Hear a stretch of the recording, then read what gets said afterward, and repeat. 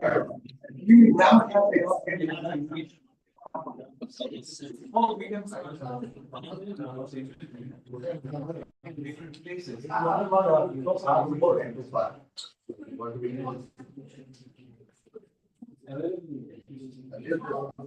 morning around 3 now it is 4 5. Oh, it's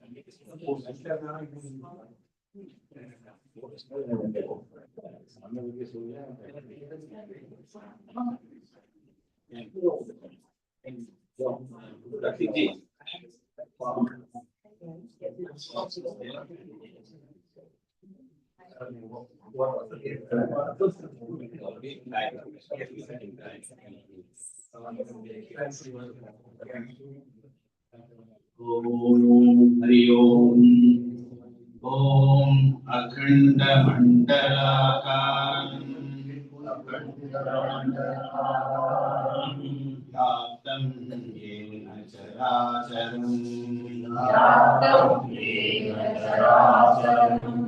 Adpadam Darshitam Yena Tasmai Shri Gurave Namaha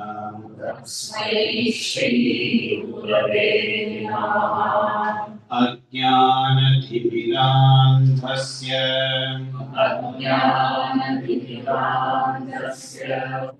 Jnananjalakaya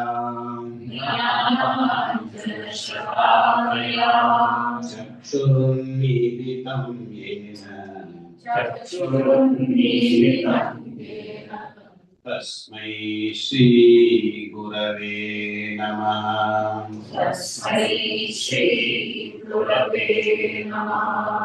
Guru Brahma Guru Vishnu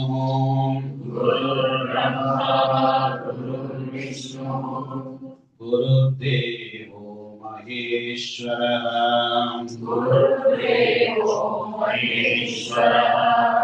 Gurudeva Param Brahma Tasmai Shri Gurave Namaha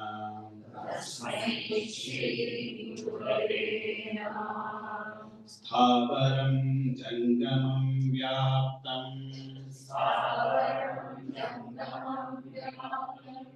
Yatkinchit Sacharacharam Padam Darshitam Yena Tasmai Shri Gurave Namaha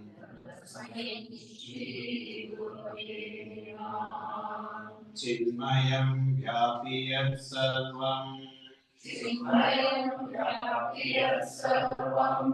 Trailokyam Sacharacharam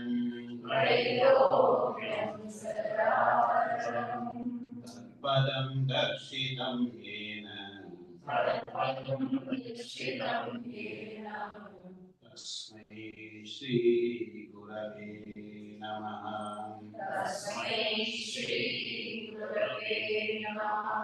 Sarvashruti Siroratna Viradita Padam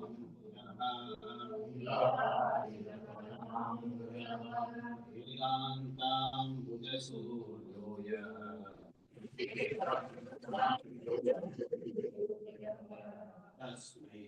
श्रीगुरवे नमः।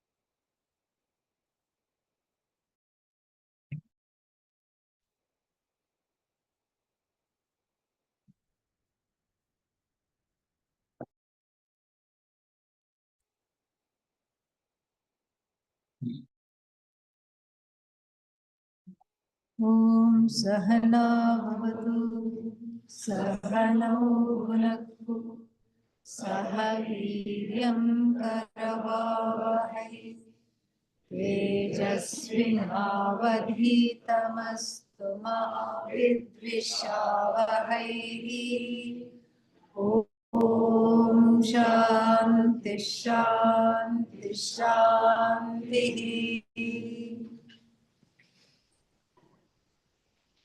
Nitya Nitya-vastu Viveka is followed by Vairagya. Vairagya is something people get scared of. And because there is a lot of misunderstanding about it. What is Vairagya, etc., people think it is giving up everything. One understanding, giving up everything. And what else? Running away from everybody, running away from everything. All these things make this understanding or concept of Vairagya, first of all, it is frightening. Very, very frightening to think of Vairagya. But this is because one does not understand it. Variously translated as dispassion. And what is one used to? One is used to feeling passionate about everything, from religion to politics. One has a very strong opinion. So dispassion means uncaring or not caring about anything. This is the feeling. And giving up everything, renunciation, all these are just like partial and truncated definitions. Pujya Swamiji had one wonderful definition for Vairagya, and he simply said it means objectivity. I really, really like this because it throws light on exactly what the condition and the situation is. What is Vairagya? Objectivity. And what is this objectivity? Opposite of subjectivity and imbuing or ascribing a subjective value for all kinds of things in the life. Like, for example, money. Money, of course, is needed. Otherwise, how to live? You can't live without money. And if somebody tells you you can live without money, ask them to give you money. Okay? Ask them to give you all your money, all their money. Ask them to give it to you. If they say that, oh, money is just the root of all, what is it called? Evil. Root of all evil. You say, okay, you don't want it, give it to me. So, money is needed, yes. But then there is an objective component or an understanding of money as something needed for transaction in life. And then there is also a subjective overlay based on one's own insecurity.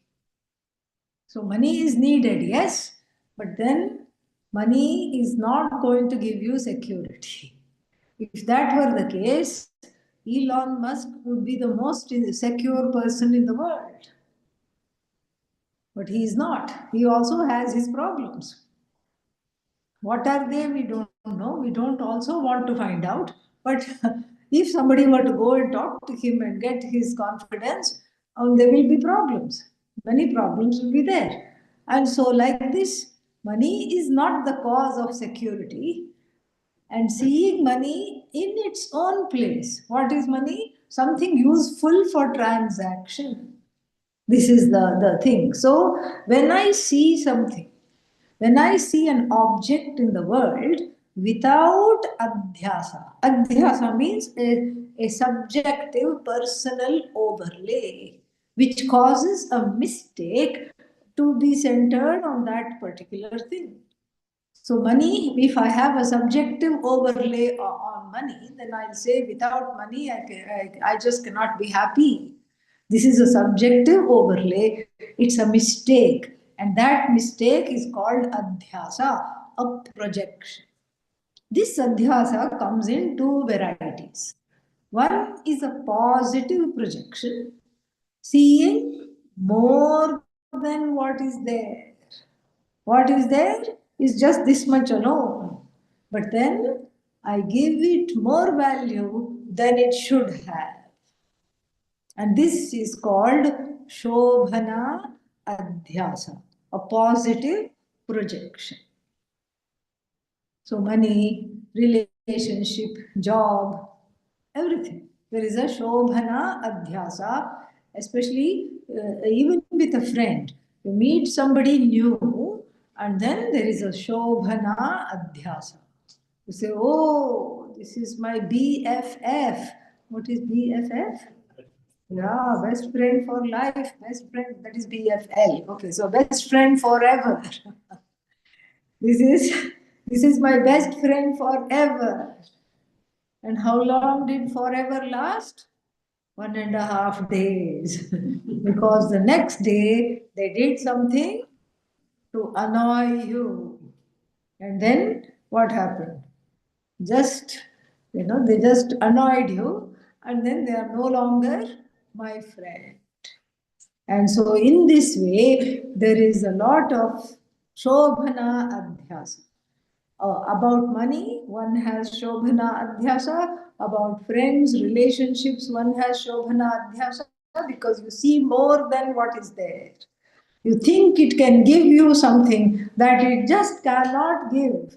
It is not capable of giving because it is not meant to give that. It simply is. So, this is positive projection, Shobhana Adhyasa, and then we also have the opposite, negative projection, which is Ashobhana Adhyasa. So the positive projection, when it is there, that only turns into negative projection. Because in the beginning, everything is wonderful, everything is great and dandy. And then after that, not very, not very dandy. Don't like this person. Don't like this. And same thing, it even happens with place. You hear Rishikesh, Rishikesh, Rishikesh, Swami Dayananda Ashram, yes, yes, yes, I want to go, I want to go. And then you go there. Sometimes people are like that. So, and then, this ashram is better, that ashram is better. So many ideas people have, and then there is just a whole lot of confusion. And so, therefore, this Shobhana Adhyasa is something which has to be corrected. Ashobhana Adhyasa, that which is a negative projection on a thing that is free of those projections, that also has to be corrected. Correcting the Shobhana Adhyasa and the Ashobhana Adhyasa is Vairagya. Seeing a thing for what it is, rather than what it can do for me, or what I think it is, or whether it is going to make me happy, or whether it's going to give me something I don't have, or whether it's going to get rid of something I don't want. Everybody has been the victim of Shobhana Adhyasa and Ashobhana Adhyasa. Look at the advertisements. They will say, take this pill. What will happen? Oh, you will just live forever. Is that true? Nobody will live forever. No matter what pill you take. No, but it will give you It will make you look like you are 16 when you are 66. When you are 66, you should not want to look like you are 16. I think it's just going to give many problems. It's going to confuse you. It's going to confuse the people around you. Better not do that. So there are all these ways in which this Shobhana Adhyasa and Ashobhana Adhyasa make one's life miserable. And removal of that is Vairagya, seeing things for what they are. It's a natural outcome. Well, I won't say it's a natural outcome. It should be a natural outcome of Viveka, but more often than not, it has to be cultivated. Does not come easily. Because even though you may understand what is being said cognitively, about having objectivity to a great extent and understanding what this world is about, and this is the objectivity, it cannot give me what I want. What I want is lasting happiness, and then what does the world give me? A happiness that is not lasting, that is lost. As soon as it is got, it is lost. And so, like this, I have to rid myself of this subjective, value ridden understanding or misunderstanding of any particular object. And I think I'm reacting to the smell. During the day, we didn't notice it. What do you want to do? Open the door for me. No, but everybody will freeze, no? You can open the windows. Maybe one, just this one will open. No, don't open all that. Everybody will get very cold. Yeah, just open one here. We tried very hard. We thought it was gone, but during the day, I think the windows were open, so we did not notice it that much. So, Shobhana Adhyasa is subjectivity. Ashobhana Adhyasa is another kind of subjectivity which is designed to keep one tethered to misery. Tethered means tied up nicely to misery. And so, therefore, Vairagya is being able to look at everything in my life, all the relationships, all the things in my life objectively, without this patina, this layering of this subjective value. This much, if it is understood, then we can go to the next point. And what is the next point? That this value, the subjective value, should not be there. One cognitively understands very, very quickly. Yes, I can see that I have a subjective value towards money which should not be there. Cognitively, I can grasp that, but then emotionally, there is still a hook. And that takes time because there is a split between the head and the heart, so to speak. So even though I cognitively grasp it, it takes some time to get to that place. So this is a very helpful definition of Pujya Swamiji's definition of Vairagya as being able to look at everything objectively just as it is, as opposed to what? What I think I want it to be, what I wish for it to be. So therefore, this is a very big project in the world. And this comes from looking at all the experiences in my life and seeing that none of them could fulfill what I really want. What I really want, I can't seem to get through various life experiences, all of which are what? Finite. So this is Vairagya. And then the other thing to know about Vairagya is it is not running away. Because when you run away, wherever you go, where are you? That's where you are. And if those issues have not been resolved, those issues meaning whatever issues one has, if they haven't been resolved, then they will chase you to the end of the earth. Why? How? because they're already in the head. They're already in the head. It's not that the issue is outside. The issue is always within. That's why you say, I have issues. Other person also has issues. And their issues clash with my issues. That is the whole issue. And so, therefore, this Vairagya is not about leaving everything behind. And so, this is what we would call spiritual romanticism. The idea of a top knotted, not on the top, bearded, sannyasi type figure, rishi type figure, kamandalu in one hand, which is also become kind of an endangered species, this kamandalu. Some other times we can talk about it. This kamandalu in one hand and then Veda book in the other or Gita book in the other, going away somewhere, scaling the Himalayas and going somewhere where there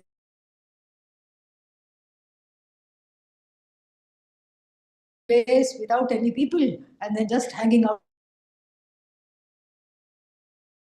Even if we see people like that, then that means what? That means they are ready to do that. Why? Because they already have gained Vairagya. So they are ready to do that. And so this is not something that is to be emulated. This is not something to follow before the Vairagya is gained. Because otherwise it would be what is called in the Shastra Palayanam. Palayanam means flight. It would be flight.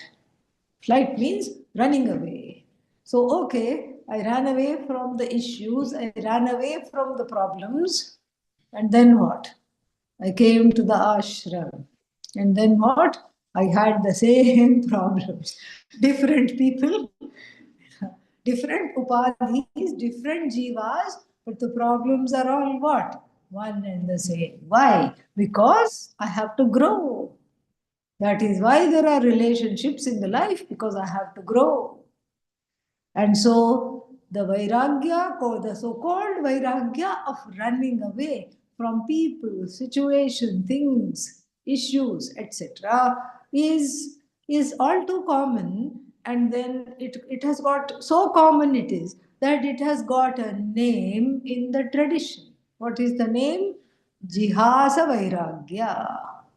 Jihasa Vairagya means it is jihasa, again a desiderative noun like jignasa, mumuksha, etc.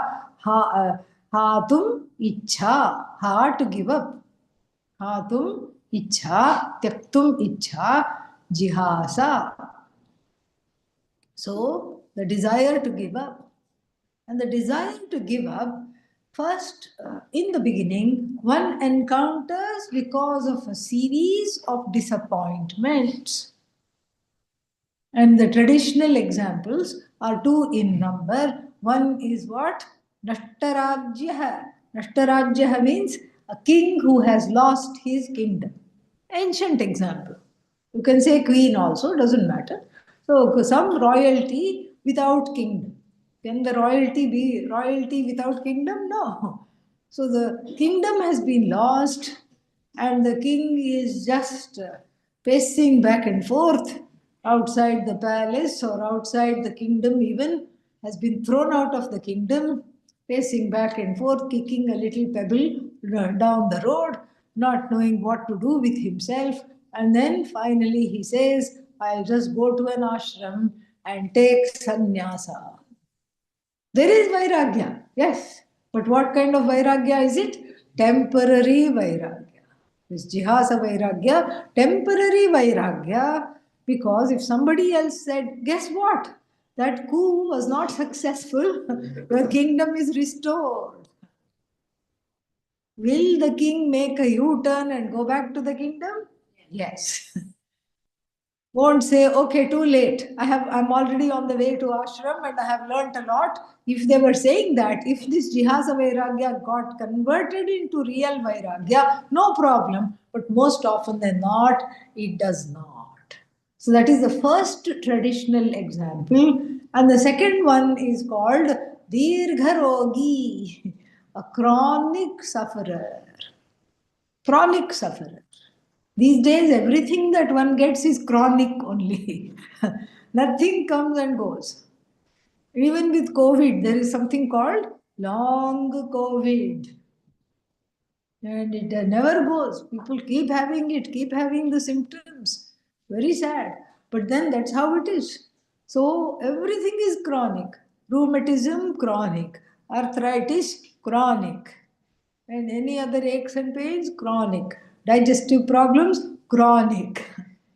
But then some chronic diseases are more chronic than others. And then such a person has tried every single pathy, allopathy, homeopathy, this pathy, that pathy, has consulted the allopath, homeopath. Only two are left, psychopath and sociopath, to consult. Everybody else, the person has consulted, and the person is just up to here with hopelessness. Why? Because everything has been tried. And whatever the person tried, there is a side effect. Nothing is suiting, nothing is helping. And such a person says, you know what? Forget all this. I'm going to take sannyasa. So this is the second example.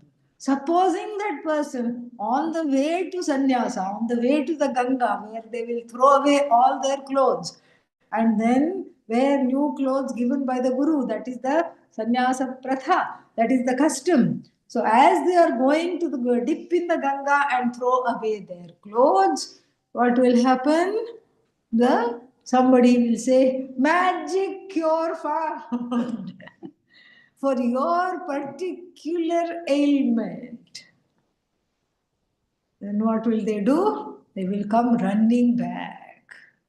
So, Nashtarajya, Dirgha Rogi. And then one more example is given for this Jihasa Vairagya. It has also one more name. It's called, because of this example, it is called Shmashana Vairagya. Shmashana Vairagya means what? Shmashana means what? Yeah, cremation ground. Cremation ground. Shmashana is cremation ground. So this cremation ground Vairagya means, let's say you know somebody who very well. You knew somebody very well, young, in the prime of life, very intelligent, brilliant, and enterprising, creative, at the same time kind and compassionate. Such a person is hard to find. One day you are having coffee with this person, and the second day the person suddenly, without any notice, without any ailment, expires, gone. And then for the one who is bereft of this dear friend who just left in the prime of life, what happens? That person says, I too, what is this? So much promise. And I thought this is the person who would change the whole world. And now this person is gone. Is gone forever. And then the friend goes to the funeral ground and then comes back and then is very sad. I don't want food, I don't want anything. Somehow the person is cajoled to have some food. And because life has to go on, you need to be strong. Here, eat something. Finally, the person eats and gets angry. There is not enough salt in the food. What kind of food have you given me? So the Vairagya lasted how long? Till they went to the funeral ground and came back. These are the three examples given for this first kind of Vairagya, which is Vairagya Abhasa, like a kind of an appearance of vairagya, but then what happens is that it can in time, if we allow it, become the real Vairagya, but on the face value, we cannot take it as Vairagya. This is something which is important. So then we didn't chant this verse. Tadjihasa vairagya. What is that? What is the verse? Tad vairagyam jihasaya. Darshana shravanadibhi. Dehadi Brahma Paryante.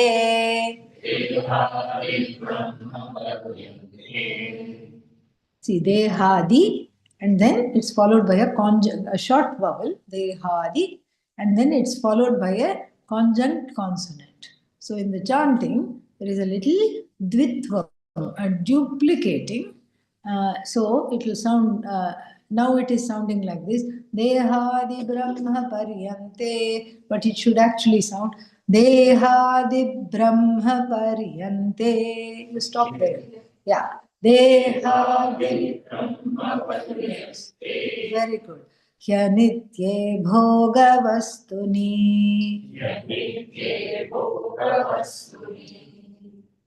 Tad Vairagyam, this thing called Vairagya is Jihasa. Here it's not a kind of Vairagya, it is actually giving up. Giving up. Vairagya, Jihasa, Syat, and what? Giving up what? The subjective value that you have to add. The subjective value attributed to everything in life, starting with my own body, Dehadi, starting with my own body, Brahma Paryante, until Brahmaloka, Brahmaji, whatever, until the Lord. This subjectivity, the removal of this subjectivity, starting with my own body. With one's own body, it's very difficult to be objective. Little bit of scare one has, immediately one is in panic mode. OMG, OMG, I'm going to die. Like this. So, this is with regard to the body, same thing with regard to the mind, same thing with regard to the senses. All this subjectivity has to go. And then starting with the body and ending with Lord Brahmaji. This is how in the tradition, this Brahmaji is always brought about here. So Dehadi Brahma Paryante, and right from the body all the way to Brahmaji, he Anitye, because all of them are what?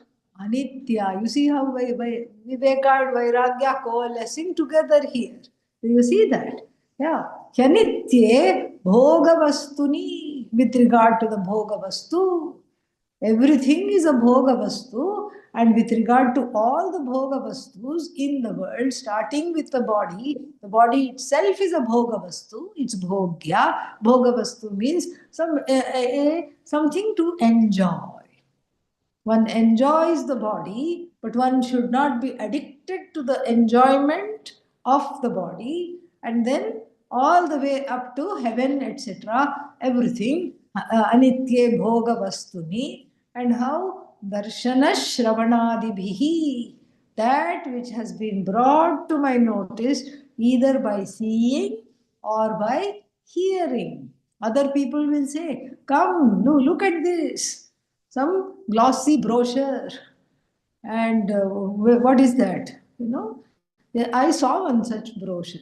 They sent it to me on WhatsApp. Please book your tent. Where? In Kumbh Mela.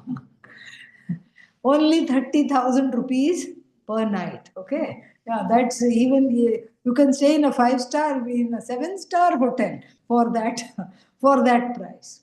30,000 rupees per night, or maybe it was 2 nights, I don't remember. And then they showed the pictures. Nice tent, and then 2 inviting looking beds, and then next to one bed, one side table, and a glass of water ready to be drunk. And then they said there is attached bathroom. and then there is view. Only one thing was missing. What? 7 crores of people, which I understand are going to be gathered very soon. Yeah, that is missing. Now, if I look at this brochure, and I did see, I just wanted to see what is it that they have sent.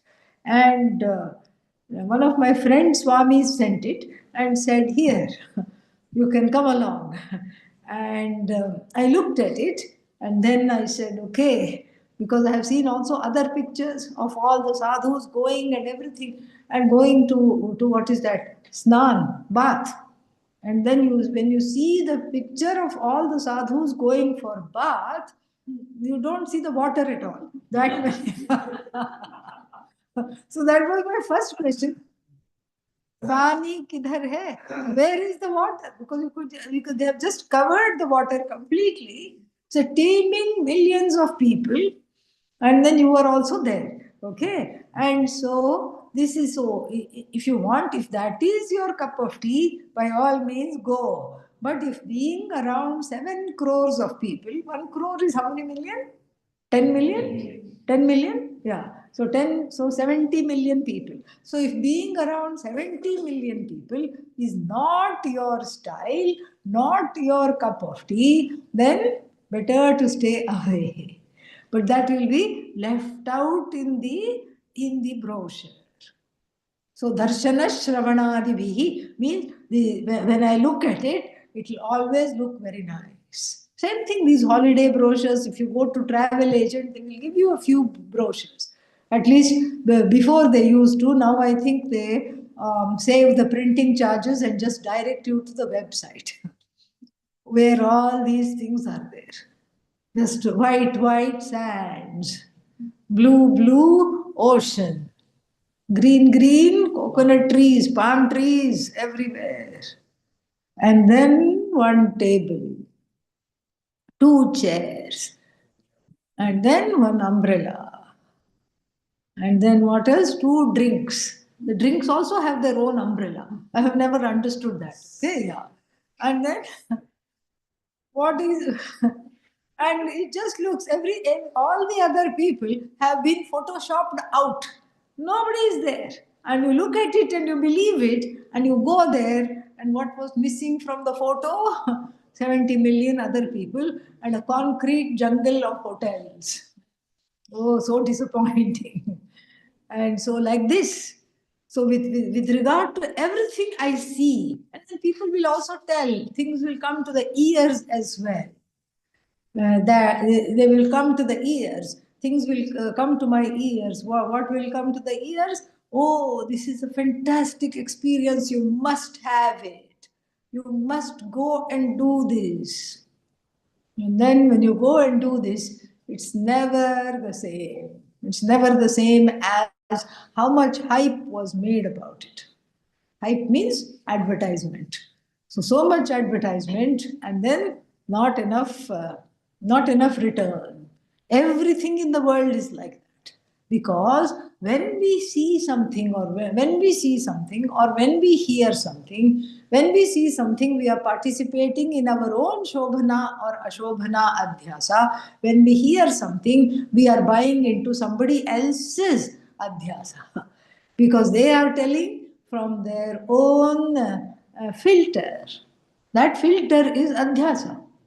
And so, tadvairagyam jihasaya darshana shravanadibhi dehadi brahma paryante hi anitye bhoga vastuni, with reference to all the objects of enjoyment which are by nature temporary, because you are the one that is permanent, seeking the permanent through temporary things. So, which are by nature temporary, number one, and then with regard to all that, the desire to give up. First, after experiencing it, then there is a disappointed person who comes home from the holiday. You went on a holiday, why? To get yourself cheered up, but you came back even more disappointed than when you left. So, after a few experiences like this, what is that? Wisdom comes. comes. Wisdom comes. Okay, I'm not going to fall for one more thing like this. One more disappointment I'm not going to fall for. Instead, I'm going to look at what is the cause of the disappointment. I'm going to see. So this way, so Dehadi Brahma Paryante, starting with one's own body, all the way to Lord Brahmaji, this is the teaching that you must give it up after many disappointing experiences, and then later on, what happens? You give it up even before the disappointing experiences come. And so, all the things you just let it drop. You don't have to even force you don't even have to force yourself to give it up. It just drops. Like taking candy out of the hand of the baby. Somebody says that is as easy as taking candy out of the baby's hand. Whoever said that did not have a baby. Okay? Easy to say. Whoever has had a baby knows how difficult it is. Because they have a monkey grip, they will not give. And then Bhagavan has given them one very important, what is that called? Yantra, a weapon, lungs, a very strong pair of lungs that will summon the entire neighborhood if you even threaten to take it away. All right. But then what to do?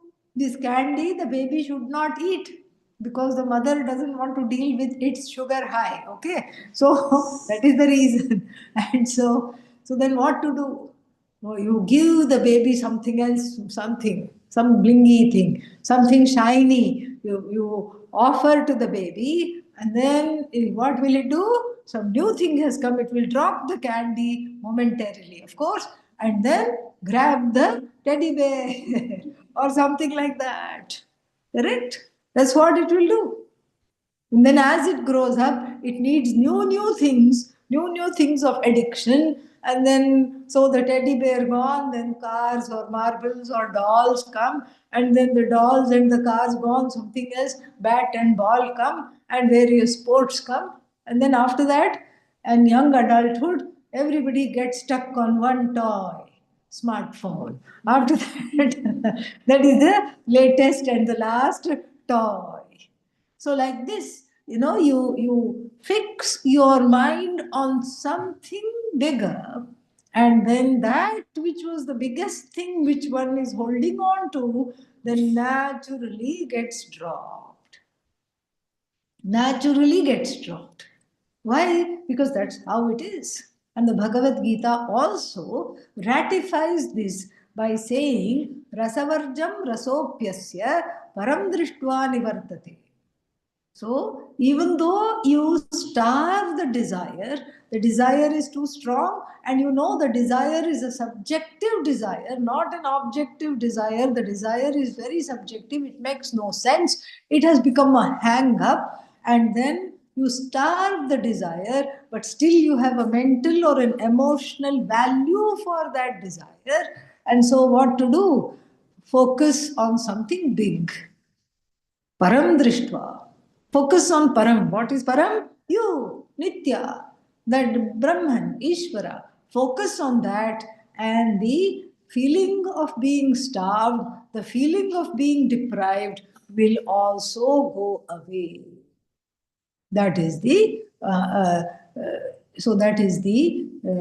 Vairagya. So Viveka, Vairagya, and then what? Six pack. What is the six pack? Shama, Dama, Uparati, Titiksha, Shraddha, Samadhanam. Each one of them in one verse or half a verse is going to be described. Virajya Vishaya Vrata Doshadrishtya Muhurmuhu Swalakshye Niyatavastha. What is that? Manasashama Uchyate. So Shama or the resolving of the mind. Resolving is again a vague verb. We should say the tranquility that I command with regard to the mind. A tranquil mind is called Shamita, Shanta. A Shanta mind is a tranquil mind. So tranquil mind. So in order to command some tranquility, that tranquility is an offshoot of Vairagya, is told, because the Vairagya discussion, even though it's over and that verse is complete, here again it is talked about. Virajya means having gained the Vairagya. Virajya, having departed from various forms of subjective loopholes or subjective potholes where I get stuck. Virajya from what? Vishaya vratat virajya. Departing vrata here means group of things. Vishaya, objects, sense objects or any objects that catch you. Virajya vishaya vratat.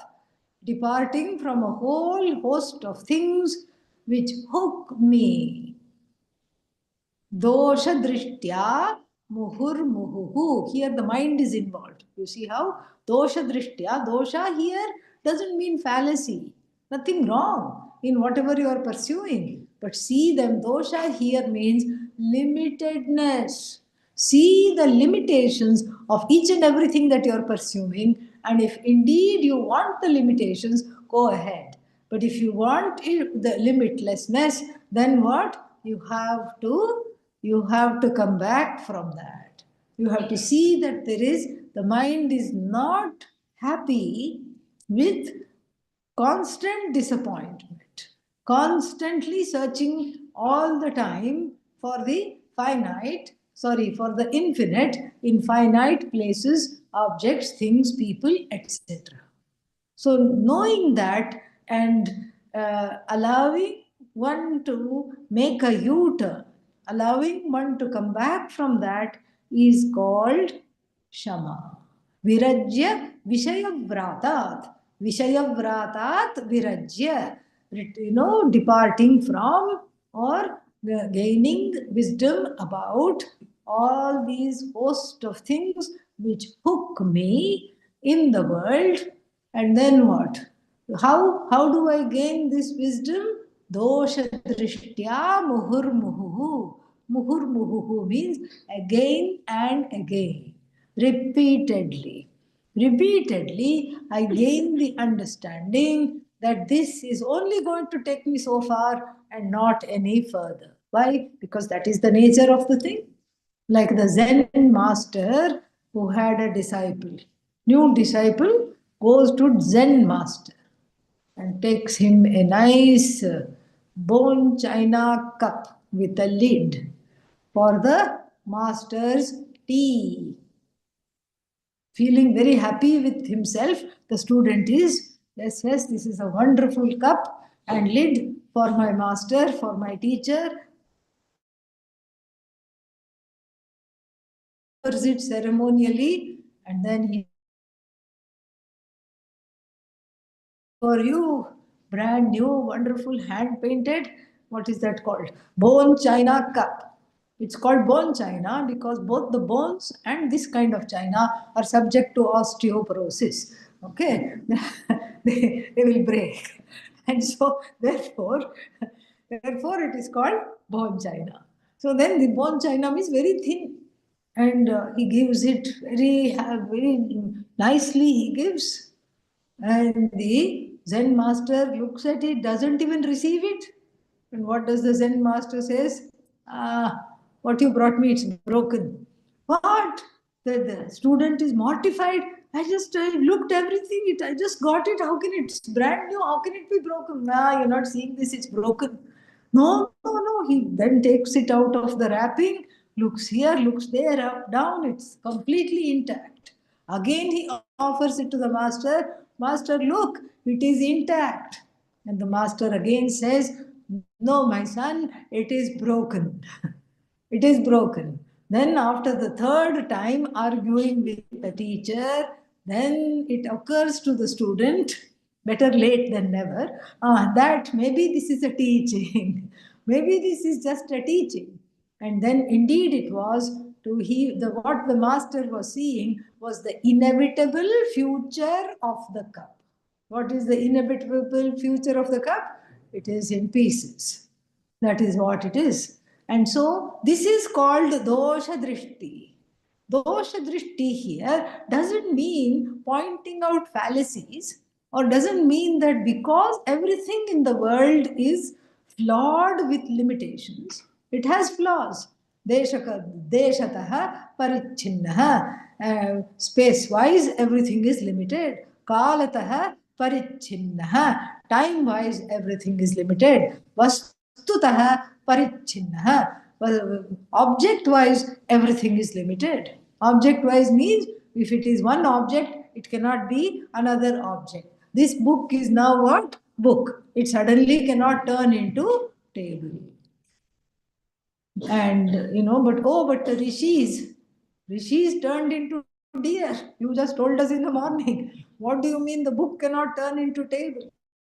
Rishis turned because it's a fable. That's why. And maybe in that era, in the Dwapara Yuga, they had some siddhis of doing that. But that's more the exception rather than the rule. Everybody was not turning into deer and all that. It's only some people who had the siddhis. So object-wise limitation, everything suffers from. Time-wise limitation, everything suffers from. Space-wise limitation, everything suffers from. And what I want is the limitless. And so this is called dosha drishti. Dosha drishti is not finding fault with everything. And also, dosha drishti is not saying, okay, everything is limited. And one day all of us have to die. What's the point? It's not about going into depression either. That is not Shama. Depression is not Shama. Here we have to be very, very careful because, especially in the ashram circle, depression looks like Vairagya. Yes. Yes. Depression starts to look like Vairagya. And then, even in the midst of depression, you say, oh, maybe I'm having Vairagya. Nothing interests me. I don't want anything. I don't love anybody. And then everything is just, the days keep going on. Watch out. It may not be Vairagya. It could be depression. So therefore, Shama is very important. Enjoying a peaceful mind, a tranquil mind is extremely important. So here, Virajya Vishaya Vratat, Dosha Drishtya Muhur Muhu. That is the first Shama. Second step is Swalakshye Niyata Avastha. Swalakshye means in one's goal. Niyata avastha. Avastha means the abidance in. So where will the mind abide in? In the goal, in its own goal. What is its goal? Self-knowledge, understanding oneself as non-separate, Brahman, and that is its goal. That is the goal of every mumukshu, every jignasu, and so therefore this is called sashamaha parikalpyate, or whatever is that. Manasaha shamaha uchyate. Uchyate is said. So the abidance of the mind in its goal. And the goal is what? Just itself. Itself is the goal. So the mind falls back on the truth of oneself. The mind, even though the truth may not be fully known, but the mind is focused on the truth of oneself. That is what is called Shama. Because everybody should have a goal. Without goal, you goal. Yeah, round and round. That is why the goal becomes extremely important. And so here, when I have a goal, then all these other things are distractions. All these other things enjoy or suffer from three kinds of limitations. All these other things are of no use. This much I understand, and then that is what is Shama. I am at peace with myself. I am in acceptance of what is. And as we will learn, what is Ishvara. That which is, that which I find around me, whatever it is Ishvara. Whatever I can change in my life, the capacity to change is what? Ishvara. That it can be changed is Ishvara, and especially things which cannot be changed, double Ishvara. Yeah. Ishvara squared. Because when I can change something, I have no problem acknowledging Ishvara. Yes, yay. Go Ishvara, wonderful, very nice.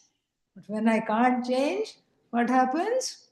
Then this must not be Ishvara. But actually it is double Ishvara.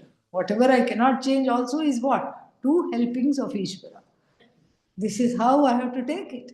And when I see that, then I learn to accept what is. That is Shama. A tranquil mind where I know my talents and I know my limitations. Yes, one can say everybody is a work in progress. What is VIP? Very important person. But here everybody is WIP, work in progress. So everybody is a work in progress. So I say, yes, these are my talents, these are my limitations. And yes, I'm working on the limitations. I may not be there fully, but I'm working on them. And I accept them for right now. Doesn't mean I cannot enhance my talents, doesn't mean that I cannot improve on my limitations. But right now, this is what it is. This is objectivity. Then from objectivity comes Shama and acceptance. Objectivity and acceptance go together. But what if I saw certain things we cannot accept? What if I cannot accept? What will happen?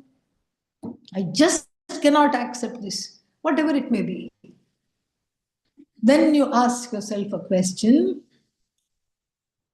can I accept my non acceptance? Start there. No, no, no. I don't like that I'm not accepting. I cannot accept my non acceptance. Can you accept the non acceptance of your non acceptance? You get the point, right? Yeah. Otherwise, we keep on asking the question. Some point you have to just get tired and say, yes, I will accept the non-acceptance of the non-acceptance of the non-acceptance of the non-acceptance of the non-acceptance. That's good. That's wonderful. Now you be on now that you have done that, now you only have to accept the non-acceptance of the non-acceptance of the non-acceptance. And then you have to accept the non-acceptance of the non-acceptance, and then you have to accept the non-acceptance. See? When you accept the non-acceptance, you are no longer in a fight with Bhagavan. This is Shama. Very wonderful. Very nice definition. I can't see the watch because there's a glare of this light. What is the time? What? 8:45 already. Oh, OMG. Yeah. 8:43 means 2 minutes for Om Purnamadah Purnamidam Purnat Purnamudachyate Purnasya Purnamadaya Purnamevavashishyate. Om Shanti Shanti Shanti. Hari Om Shri Gurubhyo Namaha. Hari Om.